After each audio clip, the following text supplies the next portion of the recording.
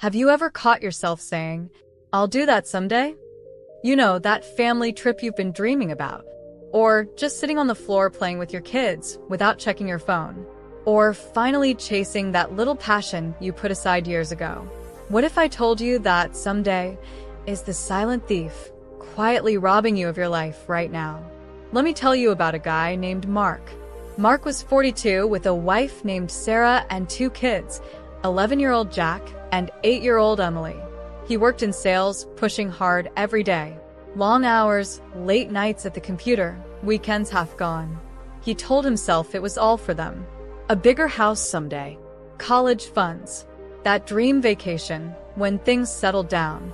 But the days kept slipping by. Emily would tug on his sleeve after dinner.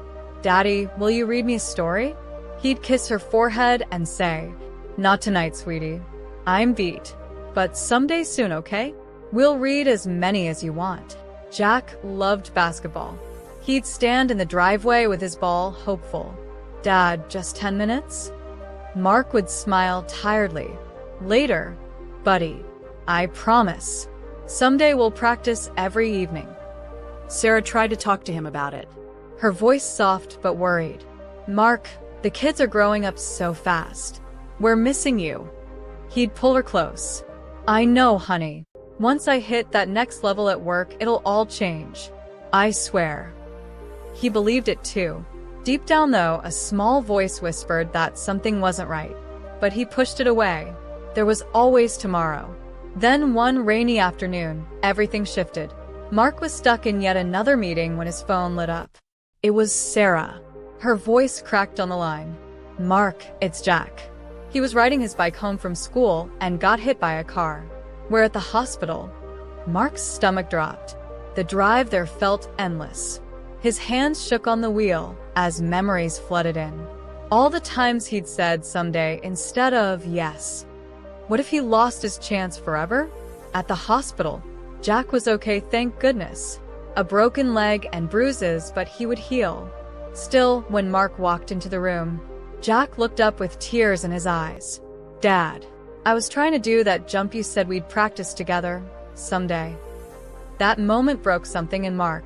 That night, sitting beside his sleeping son, Mark couldn't stop thinking. His own dad had died a few years back, and Mark had missed so many visits, always too busy building for the future. Now he was doing the exact same thing to his own kids. The next morning, Mark did something brave. He walked into his boss's office and asked to switch to a lower pressure role. Less pay, a fewer hours. It scared him. The bills, the uncertainty. But he did it anyway. At first it was tough. Money was tighter. Doubts crept in late at night. But slowly the house filled with something it had been missing, real time together. Mark started reading stories to Emily every night. He shot hoops with Jack in the driveway, laughing even when he missed. He and Sarah went for quiet walks after dinner, talking like they used to. He wasn't perfect, but he was present. And strangely, he felt more alive than ever. Even his work improved because he wasn't exhausted and guilty all the time. Mark realized the truth. Living for someday doesn't protect your future, it steals your today. The real life, the real joy, happens in the small moments you choose right now.